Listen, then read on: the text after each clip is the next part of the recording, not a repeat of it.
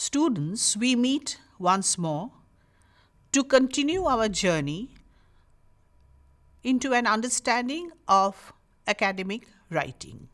Following up from our previous topic, we now enter into the domain of tone, formality, and objectivity in academic writing, moving towards an understanding. Reading from Thomson Rivers University Writing Center, here is a definition. Tone refers to the writer's voice in a written work, the specific way that you sound. A formal tone is often used in research papers and reports and typically includes writing objectively, using precise language and specifics, and avoiding conversational phrasing.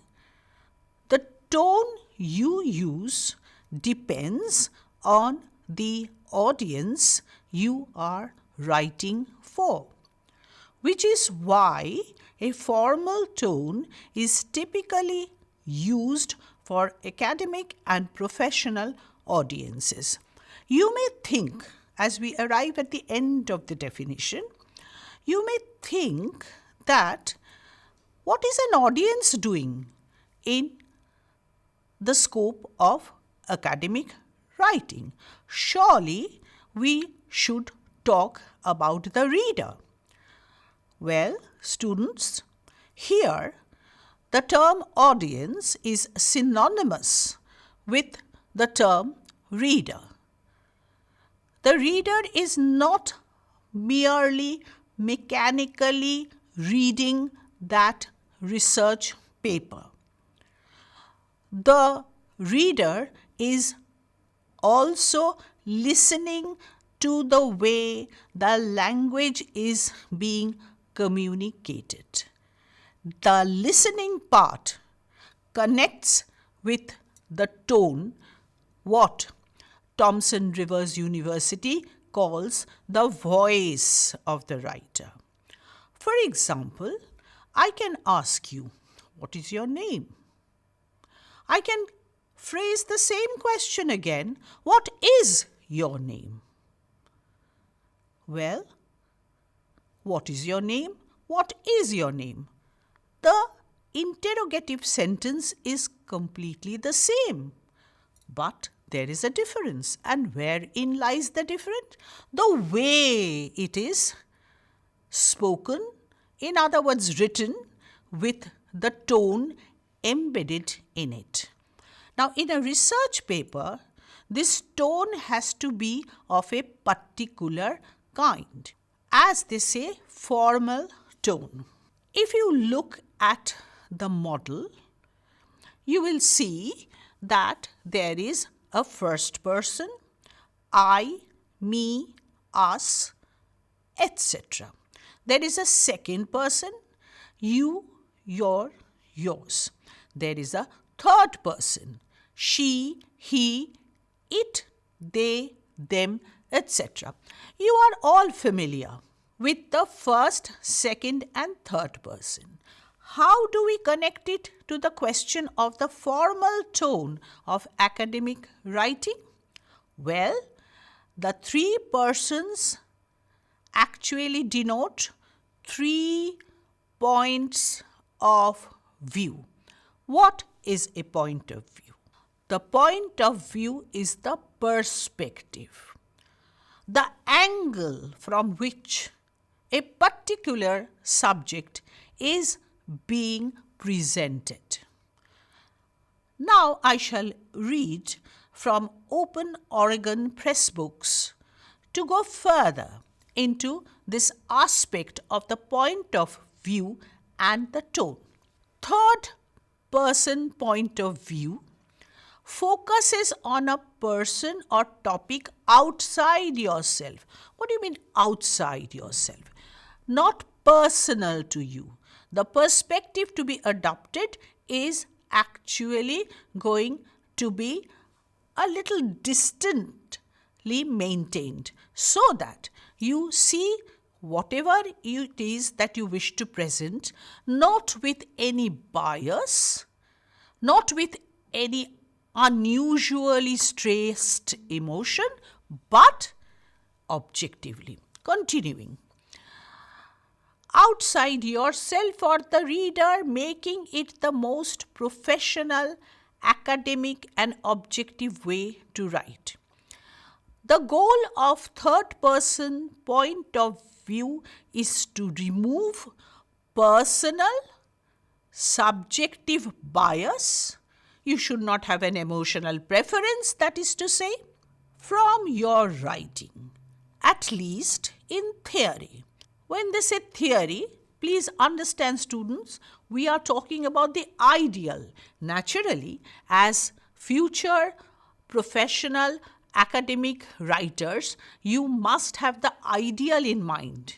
So that theory position is important. Whatever is suggested in theory, in practice, you have to achieve that. You have to achieve that point of view which is not emotionally stressful and personal to you, which is having something neutral, a third person point of view. Most of the writing you will do in college will require you to focus on ideas, people and issues outside yourself, not personally, emotionally linked with you. Naturally, you cannot adopt a first person or second person, correctly speaking. It has to be the third person, and your tone has to match the third person point of view. This point of view also helps your readers stay focused on the topic instead of thinking about you or themselves. So we are actually creating a space. A space, remember from last lesson if you can, that ultimately writing is a communication between the writer and the reader, or if you prefer also audience. Now in that space, the reader and the writer has to stay unbiased. One will speak formally from a third person point of view, and the other will receive that tone as the reader audience and also come out of any tendency to become biased or emotionally stressed. We shall dwell a little in detail to the two most defining characteristics of tone in academic writing. Formality denotes controlled exposition of subject. Argument, that's 2, to accommodate the counterpoint. 3, persuasive approach with support of credible referrals. And 4, ideally a working out towards a resolution rather than imposition of opinion. First point, under the characteristic of formality of tone, controlled exposition of subject. Whatever you're talking about, you should not become over emotional about it. 2, argument to accommodate the counterpoint. In your argument, in your exposition, if you have adopted the correct third person point of view and neutral tone, then you will always give space to the opposite point. Persuasive approach. Yes, of course, you will try to lead your reader, but you must have enough evidence. And lastly, you must try to work out a conclusion, not impose the conclusion. When it comes to the next characteristic or objectivity, again we have 4 points. Denotes a distancing to control sentimental intuition, to Distancing does not imply lack of interest. 3. Infusion of impartiality, adoption of a rounded point of view. The distance, that word is very important. If you can achieve this, you can achieve objectivity. What is distance? Does that mean you will be completely detached from your subject? Not at all. You will be involved in a detached manner. Does that sound puzzling? Well, not at all. You will be focusing on the subject. You will be very careful in handling the subject. You will create a space from third person point of view and neutrality, but you will not become opinionated. You cannot say that whatever you like is the essential point of the subject. If you can maintain this kind of a distance, then your third person point of view will be completely in your control and you will have a very successful piece of academic writing in the correct tone. Key features in the ideal tone. I have given examples. Refrain from using contraction, abbreviations such as etc., I can't, don't. These are not what the tone of academic writing ought to sound like. Also, it's so sweet. That kind of a slang will not become permissible because all of these indicate a kind of personal involvement. You will also be expected to refrain from opinionated statements. For example, I think the first team should be supported. What you think immediately makes it come out of the third person point of view and become biased, not neutral. Rather, you can say both teams gave their best, although the first team scored few more runs to emerge as the best. In the second sentence, as opposed to the first one, you are not saying you think the team should have done this. You are merely making a statement based on facts, the correct tone in academic writing. Adoption of third person, of which of course we have talked about that neutral point of view. I'll just give an example that you will not try to put any bias into your statement. So we move on to D. Use of simple, direct vocabulary. Simple, direct vocabulary rather than complex, convoluted language. What is convoluted language?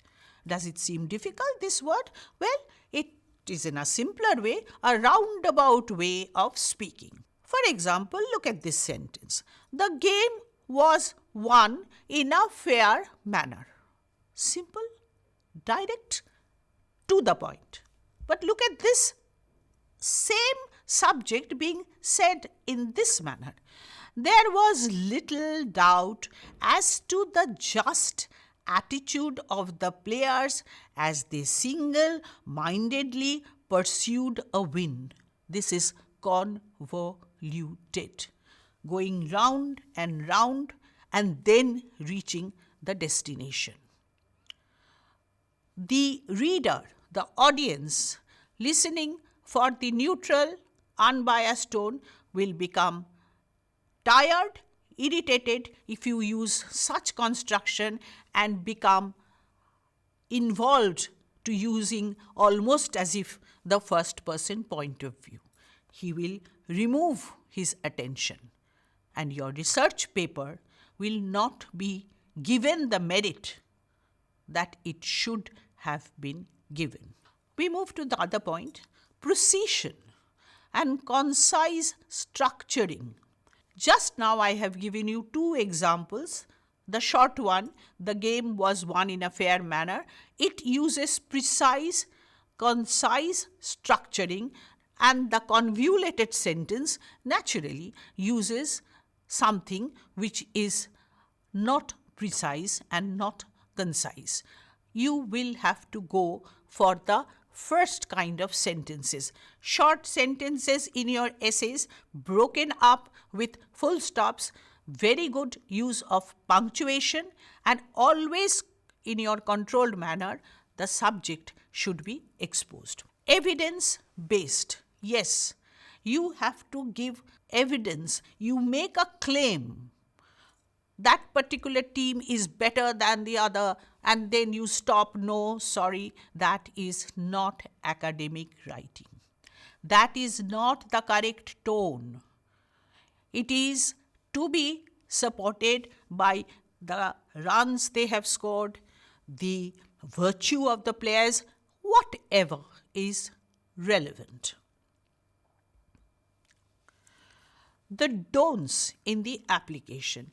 I am referring here to another university which also publishes a manual that you can look up in the net, Anitok University, and they too have some advice on the don'ts, what you do not do.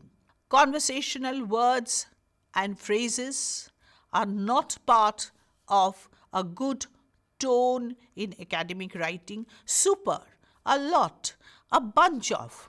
No, this is not the kind of words that make up a formal language. Avoid language of patronization. Another new point, patronization. Convoluted, no. Patronization, no. What is patronization? For example, if you are always writing your research paper, let me explain. I think the idea should be patronizing, as if your reader does not have sufficient IQ. You are using a tone that is not at all formal and not at all objective. You are trying to impose your opinion on the reader as if the reader cannot understand anything. That is not formality or objectivity. Avoid generalizations and cliches. The word cliché is obviously a French borrowing. What it means is the usual, the hackneyed. Okay, so you have to avoid generalization and cliches, such as men are often fallible. You are making a huge general comment as if nobody knows that men, and women for that matter, are given to errors and given to flaws. So these sort of generalizations should not make their way into the writing that we are claiming to be academic writing. Avoid using you. Well, what Anitok University says here, we have also seen in a model that the first person, the second person are not the right points of view, so naturally you cannot be permitted to come into the picture. Avoid moral value judgments, another very new and rather important point. If you have to be neutral, unbiased, involved but detached, then you cannot pass judgments of any valuation on the paper that you are writing, as if whatever you are writing is morally good or morally bad. That is not for you to claim.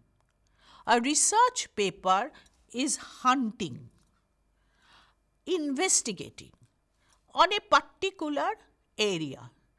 If you are a scientist, naturally you will be exploring certain untapped areas of science. If you are doing humanities or social sciences, naturally you will be looking at certain things of civilization, whether economic or political or social, from perspectives that have not been tapped before.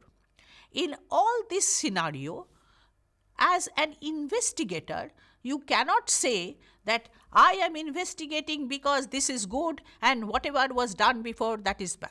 No, sorry.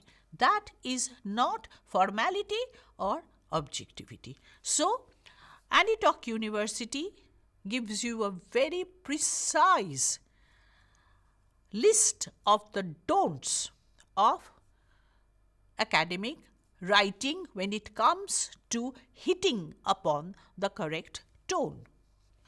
This area that we are now going to explore is very important, and once again it relates to the first lesson in this area that was done before, understanding academic writing vis-a-vis creative writing. There, the claim of the communication between the writer and the reader was given emphasis. When we are thinking of the ideal tone in academic writing, reader's reception must be looked deeply. Whatever we write, especially when we are doing an academic paper, we are trying to investigate a new area. If we cannot communicate this new area to our reader or audience who is also listening to the language that is being written, then the whole purpose of the research paper is null and void. Further, why should our research paper be received? Because one research leads to the second one, and the second one leads to the third one. And unless and until research is done and presented in terms of academic writing, civilization itself will come to a stagnation. So, not only is it necessary to research, to investigate new unexplored areas of this civilized world and beyond, it is equally necessary that that research reaches out to the reader. So, reader's reception and tone are completely interconnected. Tone is the bridge between the writer and the reader. Important term here is the bridge. What is a bridge? If you don't have a bridge over a very turbulent river, then the one side of the river and the other side of the river stays permanently disconnected. Nobody can go from here to there, and so many obstacles can rise. Supplies can dry out. Medical help can never reach.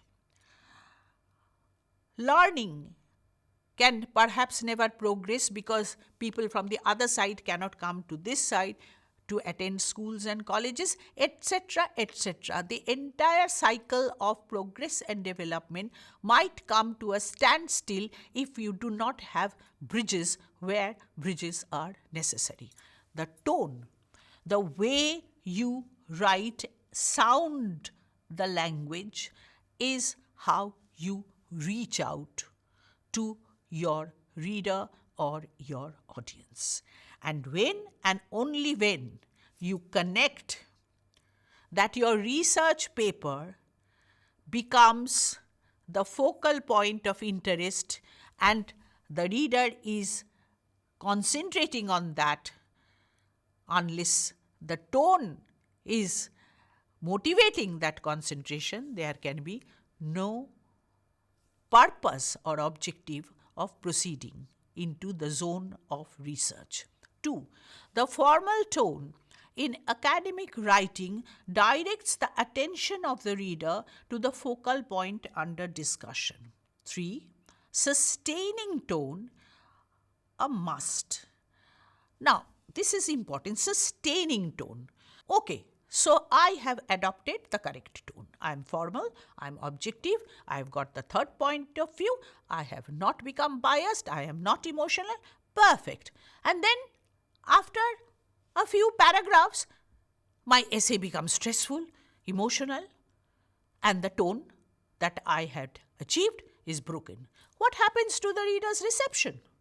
That also becomes broken.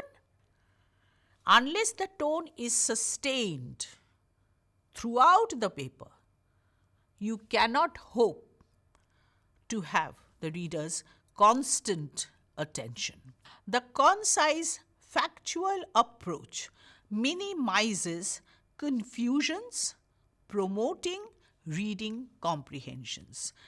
Indeed, unless you have a continuity in the formal objective tone, communicating the precise language in the most distant yet involved manner, the reader's understanding will become hampered. However, if the sustaining is done perfectly, there is going to be no problem of the reader's understanding. What do we finally take away from this question of achieving the correct tone? Intention of writing is to achieve maximum communication. A formal, objective approach, tone, asserting neutrality with focus keeps confusion at bay. The ideal tone will disallow meanderings and digressions. What are meanderings? The attention of the reader is a very dynamic thing. Why? Because the mind itself is constantly responding to fractured reality, a reality which is changing all the time. In this sort of a context, to hold on to any subject for a length of time is well nigh impossible unless and until you have control over digressions, drifting away, or meanderings, that is to say, introducing roundabout way of approach. The reader's mind will absorb and digest and arrive at understanding. If the meanderings and digressions are controlled, of course, then the fractured reality, although it is there, the concentration will block those many realities and concentrate on the reality of the reading. The key is to expose the reader to clear understanding, which is not the same as prejudiced persuasion. Yes, the aim of the tone of academic writing, controlled, precise, unbiased, is to make the reader see the point of research, not to push him into a corner and make him accept something illogically. The formal tone, with its third-person narrative point of view, stabilizes the reader's reception, allowing him to use it as referral to form his own point of view. Very important. What ultimately is the aim of research? As we have said, it must further more research. So, if the reader arrives because of the correct tone at an acceptance of the paper without being forced into a position with a lot of supporting evidence, complete controlled tone of writing, he and she will become into a more conscious reader, and thereafter raise questions themselves and further the research. So the tone in academic writing is very, very important.